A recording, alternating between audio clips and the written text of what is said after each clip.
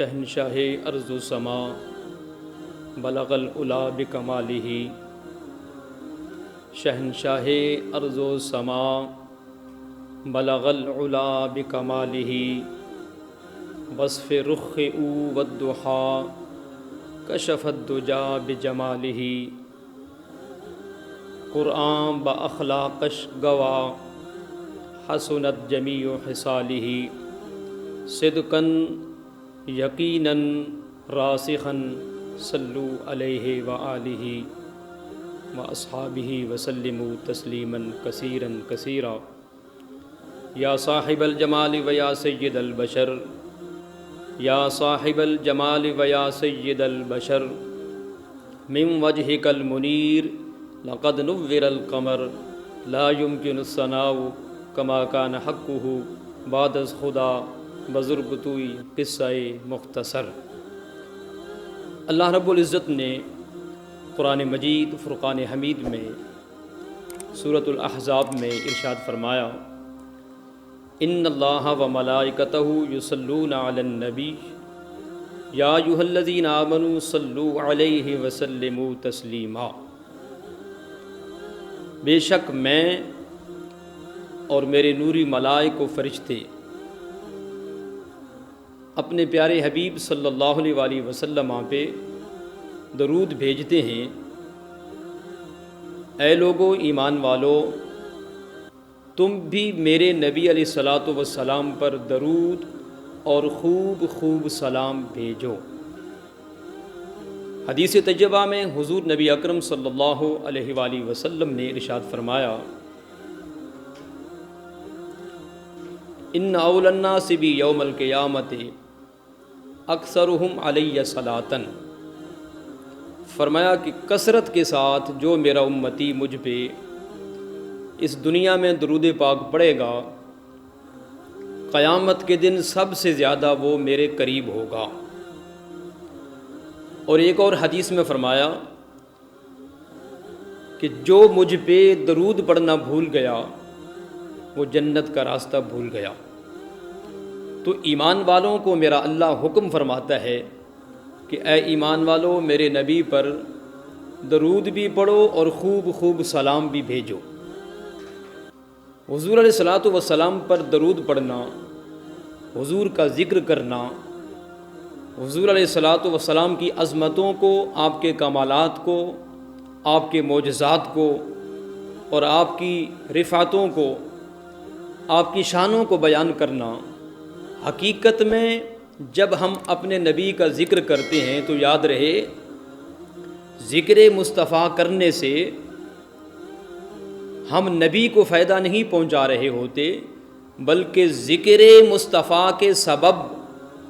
ذکر مصطفیٰ کے باعث لوگوں ہم اپنے آپ کو اونچا کر رہے ہوتے ہیں اور ہمیں اللہ اس کے رسول صلی اللہ علیہ وآلہ وسلم کا قرب حاصل ہو رہا ہوتا ہے۔ آپ نے حدیث تو سنی ہوگی، اور یہ حدیث پاک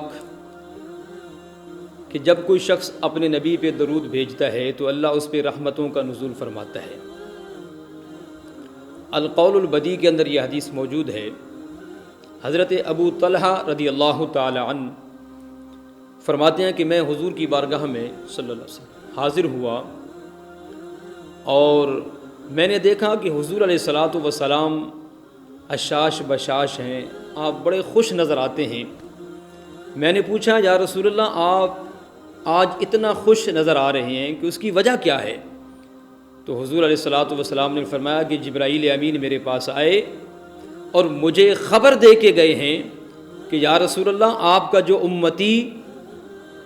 آپ پر ایک مرتبہ درود پاک بھیجتا ہے، ایک مرتبہ جو خوش نصیب درود پڑھتا ہے،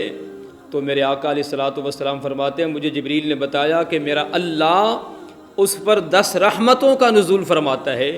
10 درجے بلند کرتا ہے اور اس کی 10 خطائیں معاف کر دیتا ہے۔ تو حضور علیہ الصلاۃ والسلام فرماتے ہیں کہ میری امت کے لیے میرے رب نے اتنی رحمتوں کا نزول کیا میرا ذکر کرنے کی وجہ سے۔ تو حضور علیہ الصلاۃ والسلام فرماتے ہیں اس جبریل امین کے پیغام لانے کی وجہ سے آج میں اتنا خوش ہوں کہ میرا اللہ میرا ذکر کرنے کی وجہ سے میری امت پہ راضی ہے۔ اور حضور اکرم صلی اللہ علیہ وآلہ وسلم کے ایک صحابی حضرت ابی بن کعب رضی اللہ تعالی عنہ حضور علیہ الصلاۃ والسلام کی بارگاہ میں آئے اور عرض کی، یا رسول اللہ میں آپ پہ درود پڑھتا ہوں، لیکن اس کے ساتھ ساتھ اور بھی بہت سارے وظائف اور ذکر و فکر کرتا ہوں، لیکن زیادہ وہ وظائف کرتا ہوں اور آخر میں چوتھائی حصہ میں آپ پہ درود پڑھتا ہوں، تو میں چاہتا ہوں کہ اگر آپ پر میں درود زیادہ کر لوں تو کیا مجھے فائدہ ہوگا؟ درود اگر میں زیادہ پڑھ لوں تو میرے آقا علیہ الصلوۃ والسلام نے فرمایا کہ تیری مرضی، اگر تو درود زیادہ کر لے گا تو اس میں تیرا فائدہ ہوگا۔ اس نے کہا حضور میں زیادہ کر لوں گا۔ پھر پوچھا اگر اور زیادہ کر لوں؟ فرمایا اور فائدہ ہوگا۔ کرتے کرتے اس نے عرض کی، حضور اب تو میں سارے وظائف ختم کر کے ہر وقت اور سارا ٹائم میں آپ پہ درود ہی بھیجتا رہوں گا۔ تو حضور علیہ الصلوۃ والسلام نے فرمایا کہ اگر تو ہر وقت مجھ پہ درود پڑھتا رہے گا تو درود پڑھنے کی وجہ سے میرا اللہ تیرے سارے کاموں کو سنوار دے گا اور تیرے گناہوں کو میرا اللہ بخش دے گا، تجھے معاف کر دے گا۔ تو ذکر مصطفیٰ صلی اللہ علیہ وآلہ وسلم کی وجہ سے میرے کریم آقا صلی اللہ علیہ وآلہ وسلم کا ذکر کرنے کی وجہ سے رسول اللہ بھی خوش ہوں گے، اللہ بھی راضی ہوگا، اور حضور کے ذکر کی بدولت ہمیں قیامت کے دن اپنے نبی علیہ الصلوۃ والسلام کا قرب جو ہے وہ نصیب ہوگا۔ جب ہم درود پاک حضور علیہ الصلوۃ والسلام پہ پڑھتے ہیں، بھیجتے ہیں، تو اس درود کی برکت سے ہمارے گناہ بھی کم ہوتے ہیں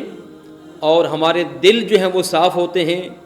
ہمارے گھروں سے وبائیں، تکالیفیں، پریشانیاں، مصیبتیں ٹل جاتی ہیں، اور سب سے بڑی بات یہ ہے کہ درود پڑھنے سے میرا اللہ راضی ہوتا ہے، اس لیے کہ درود بھیجنا یہ اللہ کا اپنا فعل بھی ہے۔ حضرات توجہ چاہتا ہوں، قرآن مجید کا اگر ہم مطالعہ کریں تو قرآن مجید میں اللہ رب العزت نے ہمیں نماز کا حکم دیا اور فرمایا وَأَقِیمُوا الصَّلَاةَ، نماز قائم کرو۔ زکوٰۃ کا حکم دیا، وَآتُوا الزَّکَاۃَ، عبادات کا حکم دیا، حج کا حکم دیا، وَلِلَّهِ عَلَى النَّاسِ حِجُّ الْبَيْتِ مَنِ اسْتَطَاعَ إِلَيْهِ سَبِيلًا، روزے کا حکم دیا، كُتِبَ عَلَيْكُمُ الصِّيَامُ كَمَا كُتِبَ عَلَى الَّذِينَ مِن قَبْلِكُمْ لَعَلَّكُمْ تَتَّقُونَ۔ لیکن یہ ساری عبادات کا حکم اللہ اپنے بندوں کو دے رہا ہے، خود ان تمام چیزوں سے پاک ہے۔ ہمیں نماز پڑھنے کا حکم دیتا ہے مگر خود نہیں پڑھتا، ہمیں روزہ رکھنے کا حکم دیتا ہے مگر خود نہیں رکھتا، ہمیں زکوٰۃ دینے کا حکم دیتا ہے مگر خود نہیں دیتا، ہمیں حج کرنے کا حکم ارشاد فرماتا ہے مگر خود نہیں کرتا۔ لیکن اس کے محبوب صلی اللہ علیہ وآلہ وسلم پہ درود پڑھنا ایک ایسا عمل ہے کہ درود ایک ایسی عبادت ہے کہ باقی تمام عبادات میں اللہ ہمارے ساتھ شریک نہیں ہوتا، مگر اس کے محبوب صلی اللہ علیہ وآلہ وسلم پہ درود پڑھنا ایک ایسی عبادت ہے کہ اس کے اندر لا شریک میرا اللہ خود بھی اپنے بندوں کے ساتھ شریک ہو جاتا ہے۔ تو احباب ذی احتشام، ہم اپنے نبی علیہ الصلوۃ والسلام پہ درود پڑھتے ہیں اور پڑھتے رہیں گے، اور درود پڑھنے کا کوئی وقت بھی جو ہے اس کا تعین نہیں ہے، مختص نہیں ہے۔ چلتے پھرتے، اٹھتے بیٹھتے، سوتے جاگتے، ہر وقت